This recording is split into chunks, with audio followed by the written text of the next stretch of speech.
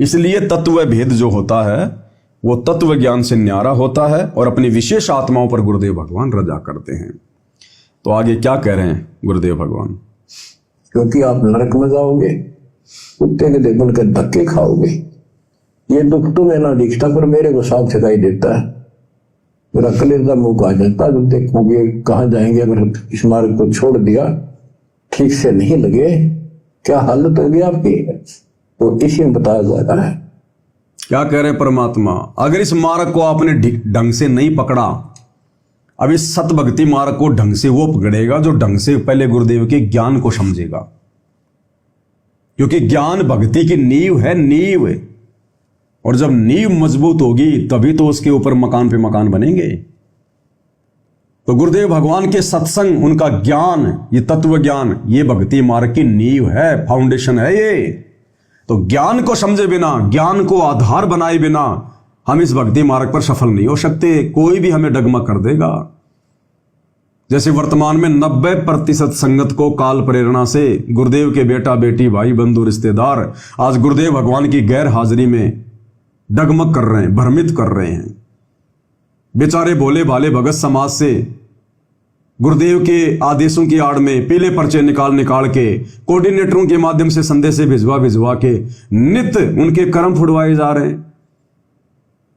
बेचारे भक्तों को बहका के अयोध्या में भंडारा लगवा देते हैं, काल पुजारियों के लिए आन उपासना में सहयोग कर देते हैं। धनाना गांव में स्टेडियम बनवा दिया, गुंडों की सीबीआई जांच का समर्थन करवा दिया। अरे भगत होकर, संत होकर और गैंगस्टरों की सीबीआई जांच के समर्थन में बैठ गए। बताओ, हम भगत हैं? हम कौन से एंगल से कह सकते हैं कि हम संत हैं, हम भगत हैं, जो सरेआम गैंगस्टरों का समर्थन कर रहे हैं? फिर तो हम भी गैंगस्टर हो गए। बताइए, हरियाणा के जाट आरक्षण में बेचारे भोले भाले भक्तों को गुरु का नाम लेकर बैठा दिया गया। हमें आरक्षण चाहिए क्या? अरे हमें आरक्षण चाहिए क्या इस गंदे लोक में? कौन मूर्ख होगा जो इस गंदे लोक में जमीन लेने की सोचेगा, आरक्षण लेने की सोचेगा? सतगुरु का यह ज्ञान समझ में आने के बाद जो हमें वर्तमान में गुरुदेव भगवान दे रहे हैं बार बार, ये ज्ञान समझ में आने के बाद कोई मूर्ख होगा, कति मूर्ख, जो बिरानी आग में जलेगा। अब हरियाणा के जाट भाई 2, 4, 5% आरक्षण के लिए लड़ाई लड़ रहे थे, क्योंकि उनके पास में सत भक्ति नहीं, उनका कोई सच्चा गुरु नहीं, इसलिए उनको विश्वास नहीं। इसलिए वो केवल सरकार के भरोसे कि सरकार हमें आरक्षण देगी तो हमारे बच्चे नौकरियों पे लगेंगे, वो सरकार के भरोसे, नौकरी के भरोसे। तो हरियाणा के आम लोगों का जो भक्तिहीन है, उनके द्वारा सरकार से आरक्षण के लिए धरना करना, प्रदर्शन करना, आंदोलन करना जायज है। लेकिन जिनको समर्थ सतगुरु की शरण मिल गई और सतगुरु ने जिनके प्लाट सतलोक में ऑलरेडी काट के रखे हुए हैं, जिनके महल बना के रखे हुए हैं, सारी सुख सुविधाओं से परिपूर्ण है, अरे उन मूर्खों को क्या जरूरत पड़ गई उन जाट समाज के भाई बहनों के साथ मिलकर सरकार के खिलाफ आंदोलन करने की कि हमें आरक्षण चाहिए, हमें आरक्षण चाहिए? क्या करोगे तुम आरक्षण का लेकर? तुम्हें यहीं रहना है क्या? तुम सरकार के भरोसे हो क्या? नौकरी के भरोसे हो क्या? अरे सतभक्ति करने वाला ना सरकार के भरोसे रहता, ना किसी नौकरी के भरोसे रहता। हमारे भगवान ने तो खुद अपनी जेई की नौकरी को ठोकर मार के दिखाई। आप और हमें शिक्षा देने के लिए कि बच्चों मेरे से बार बार नौकरी की डिमांड ना करना कि गुरुजी मेरा लड़का इंटरव्यू में पास हो जाए, मेरा लड़का नौकरी लग जाए, आशीर्वाद देना। गुरु ने खुद अपनी नौकरी छोड़ के दिखाई जेई की कि नौकरी भी भक्ति मार्ग में बाधक है। तुम पूर्णतया मर्यादा में रह के भक्ति नहीं कर सकते, कहीं न कहीं आड़ अड़ेगी। अरे राजाओं ने तो राज छोड़ दी इस परमात्मा के लिए, भक्ति के लिए। अब्राहिम सुल्तान ने कितना विशाल राज्य त्याग दिया केवल अपने आत्म कल्याण के लिए। और हम 4% आरक्षण के लिए जाटों के साथ मिलकर सरकार को दोषी जो करार दे रहे हैं। हम सरकार के खिलाफ धरने प्रदर्शन कर रहे हैं, जाट आरक्षणों में जाके बैठ रहे हैं। अभी भक्तों को तत्व ज्ञान नहीं है। तत्व भेद तो बहुत दूर की बात है। जिसको तत्व ज्ञान हो जाएगा ना, वो फिर सरकार के आगे आरक्षण के लिए हाथ नहीं फैलाएगा और ना किसी का साथ देगा। तो बेचारे भोले भाले भक्तों को बैठा दिया जाट आरक्षण में, आरक्षण की आग में भक्तों को भी जला दिया। और गुरुदेव भगवान क्या कह रहे हैं कि जिसको ये ज्ञान समझ में आ गया, इस काल की गंदी व्यवस्था जिसको समझ में आ गई कि भाई सदा तो यहां रहना नहीं है, और जितनी भी आत्माएं आती हैं, मनुष्य जन्म प्राप्त करती हैं, वो चाहे मेरे बेटा बेटी के रूप में हो, पोता पोती के रूप में हो, या कोई आड़ोसी पाड़ोसी रिश्तेदार हो, सब अपनी किस्मत लिखवा के लेके आते हैं। धर्मराज के दरबार से सब अपना भाग्य लिखवा के लाते हैं।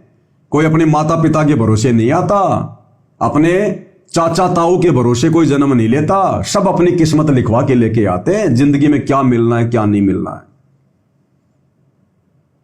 तो जब ये ज्ञान हमें हो जाएगा गुरुदेव के सत्संगों से कि ये तो नश्वर लोक है, झूठा लोक है, कब मर जाए कोई भरोसा नहीं, यहां पर कब हमारी टिकट कट जाए, कब यहां से जाना पड़ जाए, और प्लानिंग कर रहे हैं हम बड़ी बड़ी कोठियां बनाने की।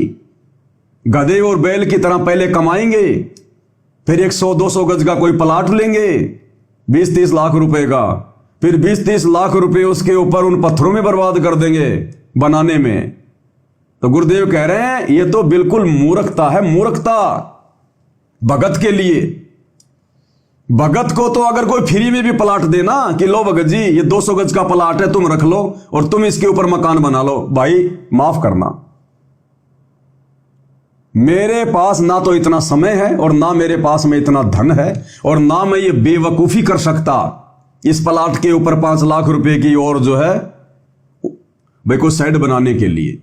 मुझे तो परमात्मा जैसा रख रहा है, जिस हाल में रख रहा है, मैं किराए पे हूं या मेरी टूटी फूटी झोपड़ी है, बस मैं खुश हूं भाई। मैंने भक्ति तो करनी है, और करना क्या है, मैंने दिखाना किसको है, करना क्या है मुझे। मैं साथ लेके जाऊंगा ये पैसे, ये पत्थर मैं साथ लेके जाऊंगा क्या? प्लाट में जो खरीद रहा हूं, इतने पैसे वेस्ट कर रहा हूं, अरे इतने पैसे मैं दान धर्म में लगाऊंगा ना, परमात्मा मुसीबत में मेरे सामने खड़ा मिलेगा। देते को हरि देत है जहां तहां से आण, अण देवा मांगत फिरियो साहिब, सुने ना कान। इन पत्थरों में, इस प्लाट में जो मैं पैसा बर्बाद कर रहा हूं, मेरे क्या काम आएगा? ये रहने को तो मैं ऑलरेडी रह रहा हूं ना, मैं किसी पुड़िया के नीचे थोड़ा ना पैदा हुआ हूं। परमात्मा ने जिसको अपनी शरण में लिया है तो ठीक ठाक घर में पैदा किया है, चाहे खुद का मकान हो चाहे किराए का मकान हो, तो रह तो रहा ना आदमी। अब मैं क्यों बर्बाद करूं ये पैसा?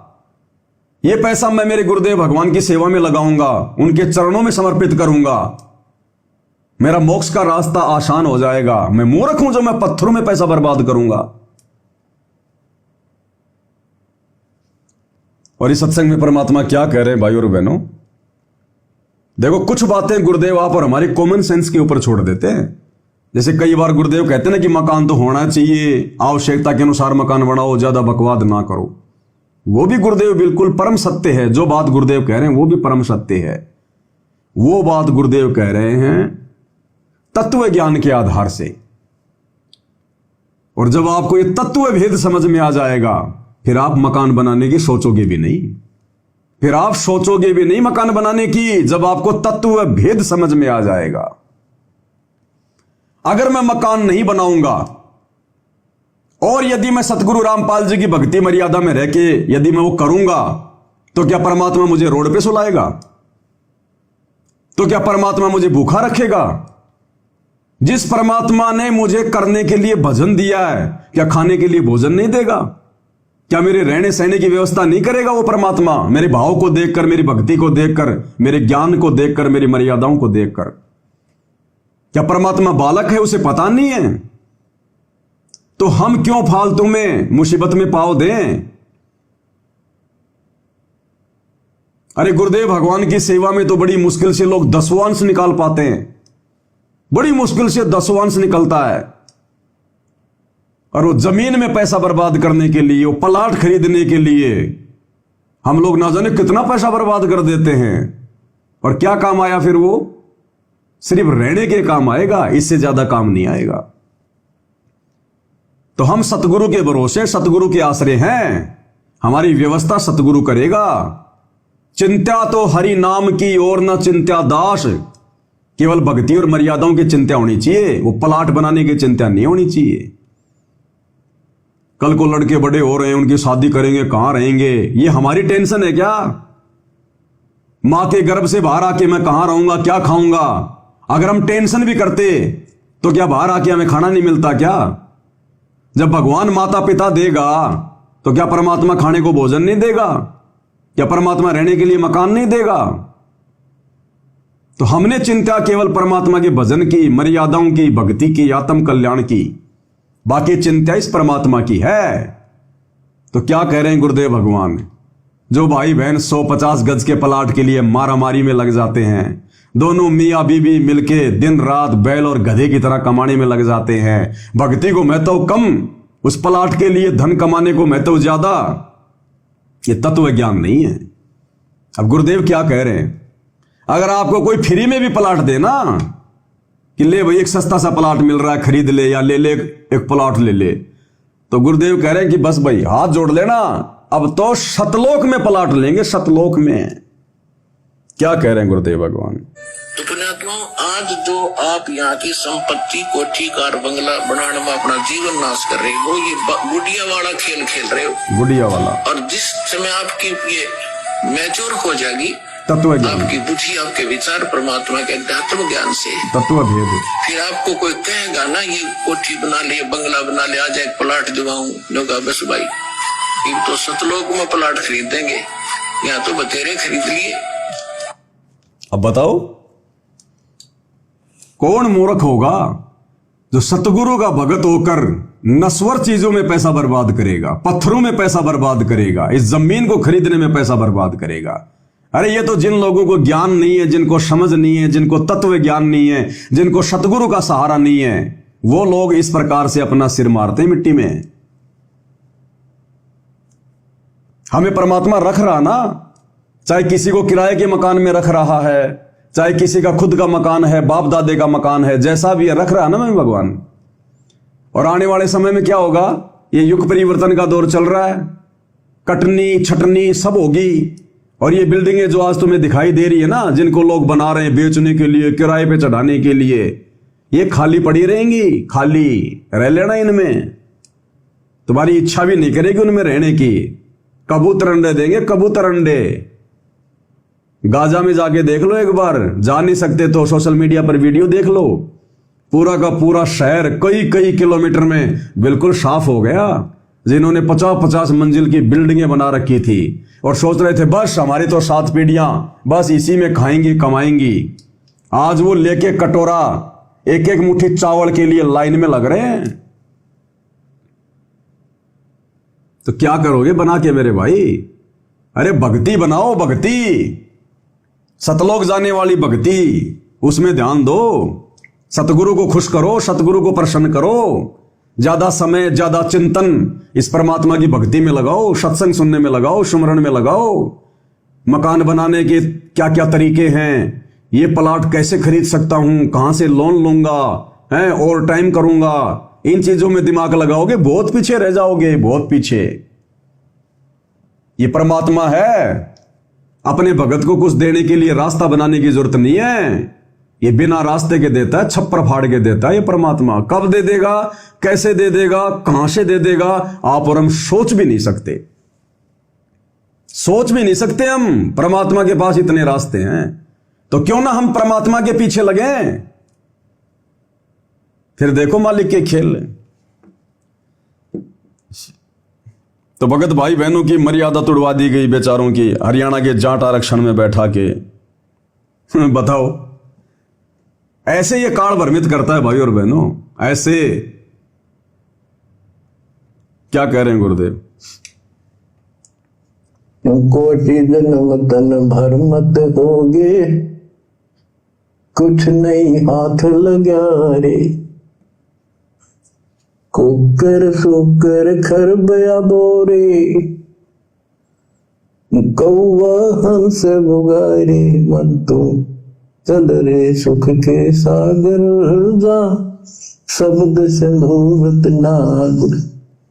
गुरुदेव कह रहे कोटि जन्म तो हे भर मत होगे, कुछ नहीं हाथ लग्या रे। और कुक्कर शुक्कर खरबया बोरा, कुक्कर यानी कुत्ता, शुक्कर यानी सुअर, खर यानी गधा।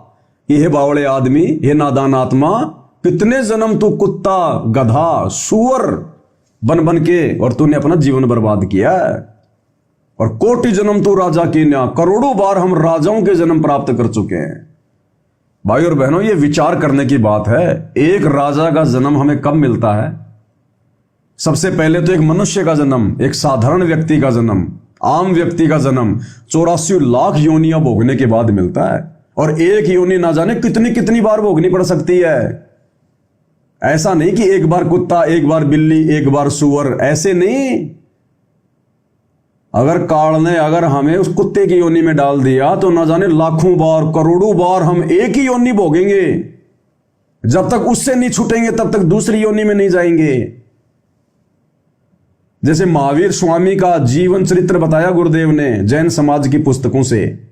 20 करोड़ बार वो बिल्ली बना, 30 करोड़ बार वो गधा बना, 10 करोड़ बार वो हाथी बना और न जाने क्या क्या बना।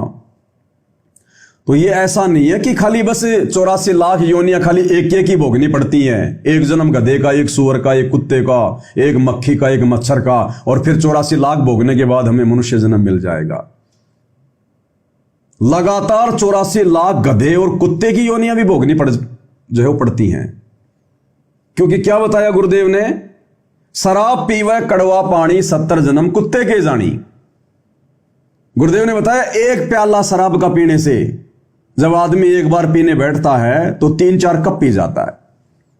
तो गुरुदेव कह रहे हैं एक कप एक जो कप है, जो गिलास है शराब का, दारू का, वाइन का, वो पीने वाला आदमी 70 बार लगातार कुत्ते के जन्म पाता है। तो एक दिन में वो कितने प्याले पिएगा, एक महीने में कितने पिएगा, साल में कितने पिएगा, और पूरी जिंदगी में वो कितने पिएगा। और एक बार के पीने से 70 जन्म कुत्ते के, तो पूरी जिंदगी में तो कितनी बोतलें खाली कर देता है।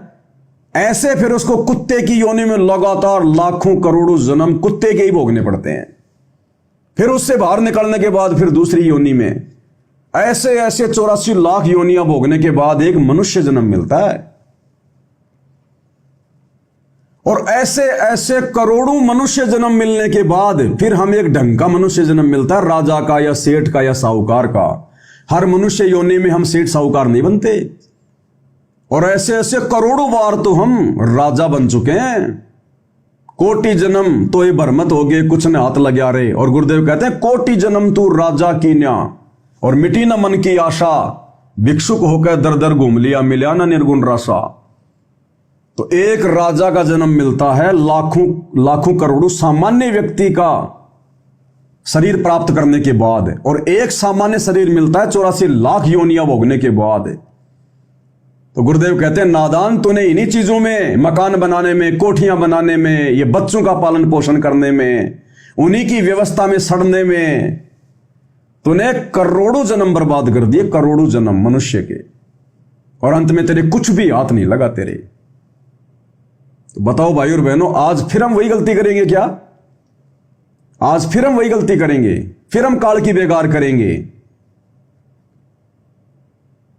देखो, जब हम छोटे छोटे थे तो गांव से बाहर खुले में भैंसे चराने जाते थे, बकरियां जो है वो चराने जाया करते थे, क्योंकि हम सब जो है वो किसान परिवार से थे। तो जब बरसात हो जाती थी हल्की हल्की, चौमासे के टाइम पर, बरसात के समय में, तो जब जोहड़ में या बाहर खेतों में जब जाते थे तो हम देखते थे कि जो दीमक होती है ना, दीमक, ये जमीन में अपने मकान बनाती है, लंबे लंबे मिट्टी के, लंबे लंबे मिट्टी के से मकान बनाया करती थी। ये ऐसे लंबी सी लाइन लगा देती थी मिट्टी की, लंबी लंबी लंबी लंबी। और हम क्या करते थे, उस समय ज्ञान तो था नहीं, हम उसके मकान को फोड़ा करते थे उंगली से या पैर से, और उसमें जो है वो चटक चटक की आवाज आती थी। वो मिट्टी जो होती थी वो टाइट हो जाती थी, और जब वो मिट्टी जब वो हमारे पैरों के नीचे आती थी तो फिर वो चटक चटक करती थी, तो हमें बड़ा आनंद आता था। तो वर्तमान में आप और हमारी जो बुद्धि है, इस तत्व ज्ञान के अभाव में जो मकान बनाने में लगे हुए हैं, कोठियां बनाने में लगे हुए हैं, वो दीमक की तरह, दीमक की तरह। अब वो दीमक वहां पर खुले में मकान बना रही है, और हम क्या सोचा करते थे, देख इसको इतना भी दिमाग नहीं है, इसने यहां पर मकान बना के अपने बच्चे दे दिए, अपने अंडे पैदा कर दिए, और ना जाने कौन सा पशु इसके ऊपर अपना पैर रख दे, कौन आदमी चलता चलता इस पे पैर रख दे, इसका तो घर फूट गया। इसको तो घर भी कोई ढंग की जगह पे नहीं बनाना आया, ऐसे बना लिया इसने, रास्ते में घर बना लिया जहां पे आदमी जाते हैं। तो ऐसे ही भाई और बहनों, आप और हम वर्तमान में बिना ज्ञान के, बिना तत्व ज्ञान के उस दीमक के दिमाग की तरह है। हम ऐसी जगह पर प्लाट बनाना, मकान बनाना, जमीन खरीदना, फार्म हाउस खरीदना, हम ऐसे गंदे लोक में खरीद रहे हैं जहां कोई भरोसा नहीं, कब भूकंप आ जाए, कब यहां बाढ़ आ जाए, कब यहां पे सूखा पड़ जाए, कब यहां पर जो है अकाल गिर जाए, कब हमारा वो मकान नष्ट हो जाए, कब यहां पे हम मर जाएं, और फिर भी हम लोग अंधी दौड़ में दौड़ रहे हैं। तो जिनको ज्ञान नहीं है वो तो ऐसी नासमझी दिखा सकते हैं, लेकिन जिनको सतगुरु मिल गया, सतज्ञान मिल गया, और ऐसी जगह की जानकारी मिल गई जहां पर प्लाट ना खरीदने की जरूरत, ना बनाने की जरूरत, बने बनाए रखे हमारे, और ना वहां कोई बाढ़, ना कोई भूकंप, ना कोई आग लगना, ना कोई पानी में मरना, ना कभी हमने वहां से अपना फिर वो शरीर छोड़ना, ना कभी उन सुखों से दूर होना, शाश्वत सुख, अविनाशी सुख। और उस जगह की तैयारी ना करके हम यहीं पर मिट्टी के खिलौने बना रहे हैं।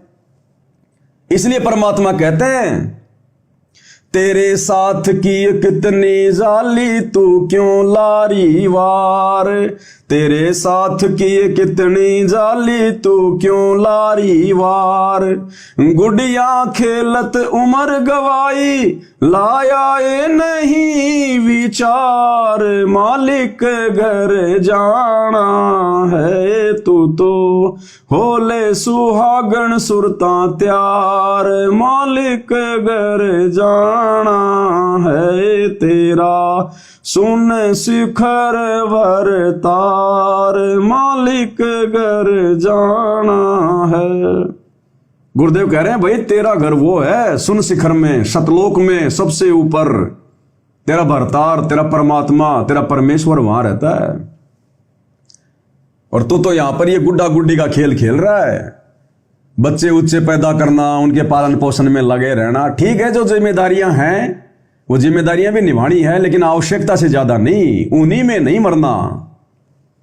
कहते हैं तो गुड्डा गुड्डी वाला खेल है, अंत में फिर तू पछताएगा, ना तेरे ये संपत्ति हाथ आएगी, ना ये तेरे कार कोठी तेरे साथ चलेंगी, और अंत में जो इतना जुगाड़ तू जोड़ के जो बैठ जाएगा ना मूर्खता में, जब तेरा अंत समय आएगा तेरी आस्था इन्हीं चीजों में रहेगी। कहते नंगा आदमी नहाएगा क्या, निचोड़ेगा क्या? तो जिसके पास कुछ नहीं होगा, केवल सतगुरु के आश्रय होगा, सतगुरु के सहारे होगा, उसकी आस्था बनेगी नहीं किसी चीज में, क्योंकि उसने ऐसी कोई चीज अपनी बनाई नहीं, कोई रखी नहीं। ऐसा नहीं है कि जिन लोगों के खुद के मकान हैं, प्लाट हैं, कि भाई हम क्या करें, ये तो हमारे नाम पे है, हमने खरीद लिए, अब ये तो हमें बांध देंगे, हमें फांस देंगे। नहीं, इस नाम उपदेश से पहले, ये ज्ञान होने से पहले, और विशेषकर साध संगति से जुड़ने से पहले, हमने मूर्खता में या ना समझे में जो भी ले लिया, खरीद लिया, कोई दिक्कत नहीं है, उनमें रहेंगे, वहीं रहेंगे, सारी व्यवस्था है। लेकिन अब हमें ज्ञान हो गया, तत्व ज्ञान हो गया, अब हम समझदार हो गए, अब हमारी आस्था उन चीजों में नहीं बनेगी, और आगे हम ऐसी फालतू की चीजें बनाने में समय और पैसा बर्बाद नहीं करेंगे। कबीर परमात्मा सतगुरु रामपाल जी भगवान के समझाने का मतलब यह है कि आज से पहले चाहे तुम्हारे बाप दादे का मकान तुम यूज कर रहे हो, या तुमने अपना कोई मकान बना लिया, अब ठीक है उसमें रहो, उसको छोड़ा नहीं जाएगा, लेकिन आगे फालतू में आफत में पैर मत दो। उस बेटे के लिए मकान बना दूं, दूसरे के लिए दूसरा प्लाट बना दूं, 3 मंजिल खड़ी कर दूं, आगे ऐसी सोच मत रखो, आगे अपना दिमाग फालतू में बर्बाद मत करो, परमात्मा की भक्ति में ध्यान दो। वो सतगुरु करेगा, फिर आगे सतगुरु देखेगा फिर आगे क्या करना है, क्या नहीं करना है। अरे लोग हिंदुस्तान से विदेश में जाते हैं काम करने के लिए, 2 साल के लिए, 3 साल के लिए, तो विदेश में जब आदमी जाता है तो वहां खुद का मकान बना के रहता है क्या, कि मैं 2 साल के लिए यहां पर फैक्ट्री में काम करने आया हूं, कंपनी में काम करने आया हूं, 2 साल के बाद मुझे वापस जाना है। उसको पता है कि तेरा वीजा 2 साल का या 3 साल का। तो वो आदमी जो हिंदुस्तान से बाहर विदेश में जाता है फैक्ट्री में काम करने के लिए, क्या उस फैक्ट्री में काम करने के लिए वो अपना खुद का वो प्लाट खरीद के मकान बनाता है क्या? उसको पता है कि ये धरती तेरी नहीं है, ये जमीन तेरी नहीं है, ये देश तेरा नहीं है, पहली बात तो तू यहां मकान नहीं बना सकता, और अगर तूने बना लिया तो तुझे तो भाई जाना पड़ेगा यहां से। तो जब हमें यह ज्ञान हो जाएगा भाई और बहनों कि यह काल का 21 ब्रह्मांड, ये पृथ्वी लोक, ये हमारा देश नहीं है, हमारी जमीन नहीं है, हम तो यहां पर थोड़े बहुत समय के लिए वीजा लेकर आए हैं। उस कबीर भगवान ने हमारी जमानत करवाई है, काल से हमारे को वीजा दिया है। इस पृथ्वी लोक पर जाकर जैसे वो कमाने के लिए जाता है, वो दिन रात उसका एक ही होता है उसका टारगेट कि दिन रात मेरे पास में 3 साल का समय है, जितना कमा लूं उतना कमा लूं, बार बार विदेश नहीं आया जाता, ओवर टाइम करेगा, वो छुट्टियां भी बहुत कम करेगा। उसको पता है कि तेरे पास केवल 3 साल हैं, और वहां ना कोई प्लाट खरीदेगा, ना कोई मकान खरीदेगा, ना फालतू की चीजें खरीदेगा, क्योंकि उसको हकीकत का पता है कि तुझे यहां से जाना है। तो जब हम भक्तों को गुरुदेव के ज्ञान आधार से पता चल जाएगा कि ये 21 ब्रह्मांड हमारा नहीं है, ये जमीन हमारी नहीं है, ये लोक हमारा नहीं है, और ना हम यहां परमानेंट रहेंगे, यहां तो हम 60-70 साल का वीजा लेके आए हैं, परमात्मा ने काल से हमारी जमानत करवाई है। किस लिए? भक्ति के लिए। तो जिस प्रकार वो विदेश में जाकर धन कमाने वाला रात दिन धन ही कमाता है, इसी प्रकार ये मनुष्य जन्म परमात्मा ने हमें भक्ति करवाने के लिए दिया है। तो हमने ज्यादा से ज्यादा इस पृथ्वी लोक पर, क्योंकि ये जो पृथ्वी लोक है परमात्मा ने इसको मुक्ति खेत बताया है। इस 21 ब्रह्मांड में केवल ये पृथ्वी लोक ही है जहां पर मनुष्य जन्म प्राप्त करके हम भक्ति कर सकते हैं। अन्य लोकों में भक्ति नहीं कर सकते, भक्ति करोगे तो मोक्ष प्राप्त नहीं कर सकते। तो हमें इस पृथ्वी पर गुरुदेव भगवान ने काल से जमानत करवा के केवल भक्ति के लिए पटकाया है, और हम लग गए मकान बनाने में, 3-4 मंजिल बनाने में, बच्चों को बड़ी से बड़ी नौकरी दिलाने के लिए उनको पढ़ाने में। अरे ये नौकरी हमने कोई ये शिक्षा अपने बच्चों को नौकरी के लिए नहीं दिलानी भक्तों ने। देखो जगत को तो ज्ञान नहीं है, समझ नहीं है, वो तो केवल नौकरी के भरोसे, अपने बच्चों के भरोसे हैं कि आज बच्चों को पढ़ाएंगे लिखाएंगे, नौकरी लगाएंगे, कल को हमारा सहारा बनेगा। ना आप और हम भक्तों ने ना तो अपने बच्चों के भरोसे जीवन जीना, और ना हमने ये आस लगानी कि बुढ़ापे में मेरा बेटा मेरा सहारा बनेगा। बिल्कुल भी नहीं। सबसे मूर्ख भगत होगा जो अपने बेटा बेटियों के आसरे, उनकी नौकरी के आसरे अपना बुढ़ापा काटने का सोचेगा। सतगुरु का भगत होकर सारा सतगुरु देगा। वो बेटा अगर तेरे से पहले चला गया तो जिस बेटे को पढ़ा रहा लिखा रहा, बड़ी बड़ी कोचिंग में भेज रहा है, अगर वो नौकरी नहीं लगा तो गारंटी है नौकरी लग जाएगा, तो तेरा पैसा भी बर्बाद, तेरी उम्मीदों पे भी पानी फिर जाएगा, और ना ढंग से तू भक्ति कर पाया।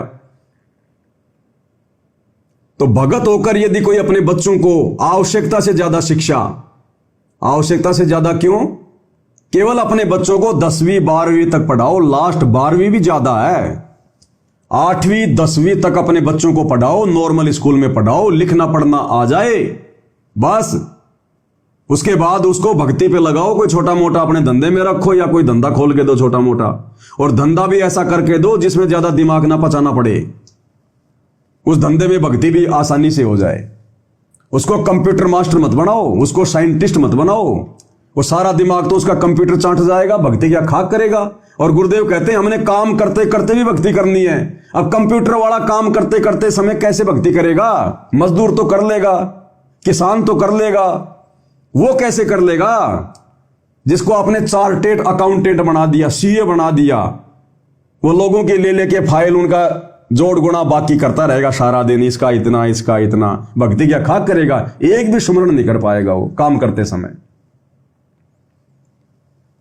और गुरुदेव ने समझा दिया बच्चों, ये शिक्षा तो परमात्मा ने केवल इसलिए दी है ताकि तुम थोड़ा बहुत ये हिंदी विंदी हल्की फुल्की जो है ये पढ़ना सीख जाओ, ताकि जब गुरुदेव भगवान हमें ये शास्त्र दिखाएंगे, गीता वेद कुरान पुराण, हम अपनी आंखों से देख लेंगे, पढ़ लेंगे, तो हमें यकीन हो जाएगा, विश्वास हो जाएगा कि गुरुदेव भगवान जो कह रहे हैं, जो ज्ञान बता रहे हैं, बिल्कुल हमारे शास्त्रों में भी है। तो हमें विश्वास हो जाएगा। ये नौकरी के लिए शिक्षा नहीं दी परमात्मा ने, ये तो केवल एक लड्डू फेंका था परमात्मा ने नौकरी का, ताकि इस नौकरी के लालच में मेरे बच्चों को उनके माता पिता जो है वो पढ़ा देंगे, अक्षर ज्ञान करवा देंगे। अब हमें नौकरियों की जरूरत नहीं है, अब नौकरी के लालच में अपने भक्तों को पढ़ाने की जरूरत नहीं है, अब तो भक्ति करने की जरूरत है। नॉर्मल शिक्षा दो अपने बच्चों को, अक्षर ज्ञान केवल नॉर्मल 8वीं 10वीं तक, उससे ज्यादा नहीं। ज्यादा पढ़ाई पढ़ाओ, धार्मिक पढ़ाई, ये परमात्मा वाली पढ़ाई, सत्संगों वाली पढ़ाई। इस पढ़ाई की आवश्यकता में ज्यादा, ये पढ़ाई हमारा उबारा करेगी। वो पढ़ाई तो केवल 2 टाइम की रोजी रोटी तक होती है। और अब सतगुरु की शरण में आने के बाद हमें सतगुरु देगा रोजी रोटी भी, और उन पढ़े लिखे लोगों से अच्छी देगा, और हमारे जीवन की गारंटी।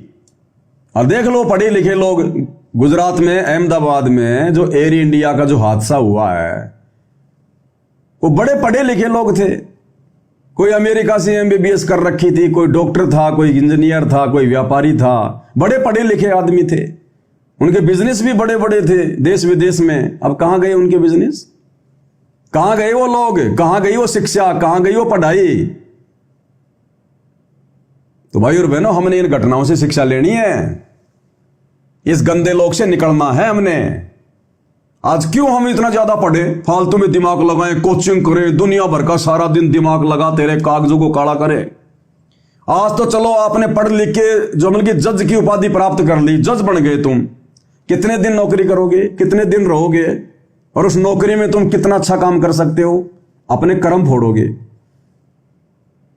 और यह शरीर छूटने के बाद फिर कहां गई तुम्हारी पढ़ाई? फिर अगर तुम्हें कोई मनुष्य जन्म मिला, फिर से तुम्हें वही पढ़ाई पढ़नी पड़ेगी। क्यों भाई? तूने पिछली बार खूब पढ़ाई पढ़ी थी ना, कहां गई तेरी पढ़ाई? क्यों भूल गया वो? हम उन चीजों को ज्यादा महत्व दे रहे हैं जो ना हमारे साथ जाएंगी। और ये भक्ति, इस जन्म में मान लो आपने भक्ति करी 10 साल और आपका शरीर छूट गया, अगला जन्म आपका फिर हो गया इंसान का, वो भक्ति आपके साथ में रहेगी, वो भक्ति आपके साथ में रहेगी, वो पढ़ाई साथ में नहीं रहेगी। आपने वर्तमान में 20 भाषाएं सीख ली, अंग्रेजी, चाइनीज, जर्मनी। अगले जन्म में दोबारा से जब तुम्हें जन्म प्राप्त होगा, ना तुम्हें चाइनीज आएगी, ना तुम्हें जर्मनी आएगी, दोबारा से सीखनी पड़ेगी, दिमाग लगाना पड़ेगा। जिस देश में पैदा होगे केवल वही एक भाषा आएगी वहां की तुम्हें, वो भी तुम्हारे माता पिता से तुम्हें सीखनी पड़ेगी। तो हम वो धन जोड़ें जो धन यहां भी हमारा पूर्णतया साथी, और जो धन शरीर छोड़ने के बाद भी हमारे साथ में रहेगा, वो भक्ति धन। कबीरा सब जग निर्धना, धनवंता ना कोई, और धनवंता सो जानिए जाके पास राम नाम धन होए। अब ये बड़े बड़े पैसे वाले, बड़े बड़े व्यापारी, अब जैसे मुकेश अंबानी है, कहते हैं भारत का सबसे ज्यादा धनी आदमी है, 20 लाख करोड़ रुपए की संपत्ति है, और पूरी जिंदगी भाई उसी को बढ़ाने में लग रहा है, पूरी जिंदगी अपने बच्चों को भी उसी धंधे में लगा दिया, और कल को मुकेश अंबानी भी मरेगा। अब बताओ, वो भाई उस परिवार में नहीं आ सकता, उस संपत्ति के ऊपर अधिकार नहीं जमा सकता दोबारा। तो बताओ क्या जोड़ा उसने? जो पूरी जिंदगी जोड़ा, 1 सेकंड में छोड़ दी, और अगले जन्म में उस संपत्ति के उसको आसपास भी कोई नहीं फटकने देगा, आसपास भी। और क्या पता एक सामान्य व्यक्ति का जन्म हो जाएगा, क्योंकि भक्ति तो की नहीं उसने, पिछले जन्म की भक्ति खाई, वो खर्च कर दी, अगला उसको एक सामान्य व्यक्ति का जन्म मिल जाएगा वहीं पर उसकी बिल्डिंग के पास में। और जो गाड़ियां वो खरीद के गया था पहले 15-15 करोड़ की, क्या पता उन गाड़ियों को साफ करने की उसको नौकरी मिले। अब वो भाई अपनी 15 करोड़ की गाड़ी को जो पिछले जन्म में उसने खरीदी थी, अब सुबह सुबह उसके पानी मार रहा है, और महीने के 2-4 हजार रुपए कमा रहा है बस। अरे त्रेता युग में सुग्रीव का भाई कौन था? बाली। और श्री रामचंद्र जी से भी ज्यादा पावरफुल था, ताकतवर था। श्री रामचंद्र जी की भी हिम्मत नहीं पड़ी उसके आमने सामने होकर लड़ाई करने की। उसको ब्रह्मा जी से वरदान प्राप्त था कि बाली, अगर तेरे आमने सामने होकर कोई युद्ध करेगा वो तेरे से जीत नहीं पाएगा। श्री रामचंद्र जी ने, विष्णु जी ने धोखे से तीर मारा, इतना ताकतवर था। रावण भी हार गया था उसके सामने। रावण ने भी अंत में उससे दोस्ती कर ली थी कि बाली मैं तेरे से नहीं जीत सकता। और वो बाली फिर द्वापर युग में जब दोबारा से उसने मनुष्य जन्म प्राप्त किया, तो क्या जन्म प्राप्त किया? शिकार मार मार के खा रहा है, खरगोश मार मार के, भील बन गया, भील। 2 कौड़ी जेब में नहीं, इतनी सी उसके पास में कोई पावर नहीं, कोई शक्ति नहीं जो चमत्कार कर दे, और खरगोश मार मार के, हिरण मार मार के खा रहा है जंगल में। वही बाली वाली आत्मा जो बालिया बना द्वापर में, क्योंकि जो उसकी शक्ति थी, जो पावर थी, काल ने त्रेता युग में समाप्त करवा दी। और उस समय उसने कोई भक्ति की नहीं। अगला जन्म मिल गया एक सामान्य व्यक्ति का। तो गुरुदेव भगवान हमें समझाना चाहते हैं कि हम वो धन जोड़े जो धन इस जन्म में भी हमारा साथ देगा, क्योंकि भक्ति से ही आदमी की बुराइयां छूटती हैं, भक्ति से ही आदमी के संकट छूटते हैं और भक्ति से ही उसको अगला अच्छा जन्म मिलता है।